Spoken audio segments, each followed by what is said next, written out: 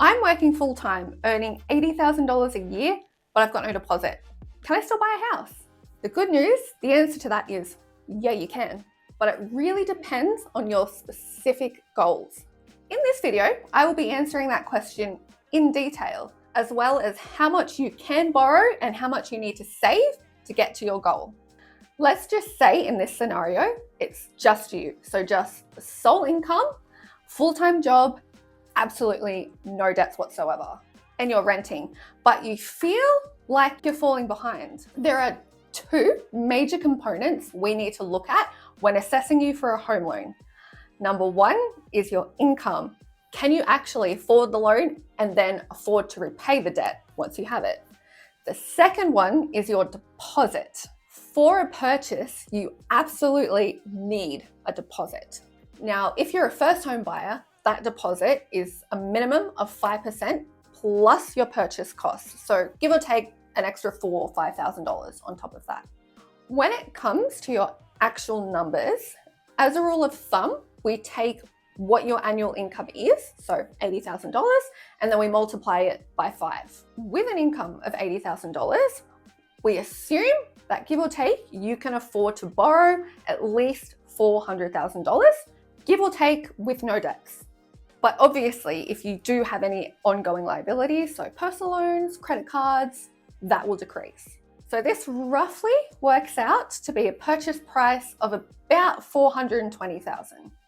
On top of this, to secure your purchase price of $420,000, you need a minimum of a 5% deposit plus your purchase costs. So when we calculate this, a minimum of 5% deposit comes to $21,000 plus the purchase costs on top. You're looking at a minimum savings of $26,000 if you want to purchase for $420,000. If you're sitting there and you're thinking, yes, amazing, that works well for me, then that's great. That's when we start to get the balls rolling to get your application in motion, do all the document checklists, sign your application, submit it to the lender.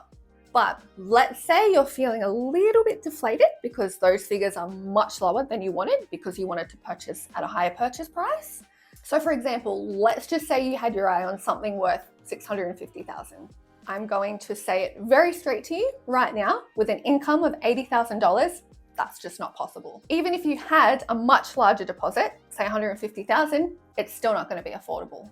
So if you had an income of $80,000, but you want to purchase a property for $650,000, that's technically not the end of the road just yet, because there are alternative options to get you there. However, it may take a bit of waiting. Now, a few of these alternative options include wait until your income increases to a point where a $650,000 purchase price is affordable. For you in this market, you're looking at anywhere between $110,000 to $120,000. Get a second casual job. Sit there for 3 months. Once that's over, we can reassess and then use that additional income. Consider a co-applicant on the home loan with you.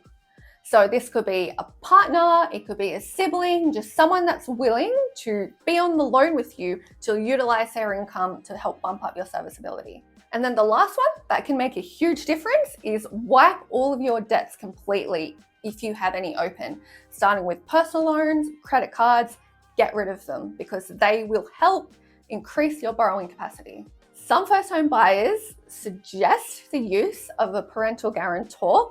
Unfortunately, in this situation, that will not be helpful at all. A parental guarantor helps you through the gate by increasing your deposit, not your availability. So in this scenario, you need income, not a deposit.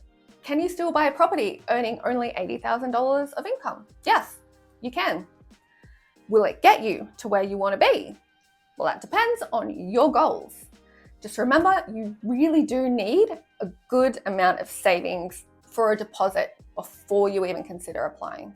If you want to know what your exact numbers look like with your current income, deposit, and liabilities, please book a free strategy session with me. The link is in the description below.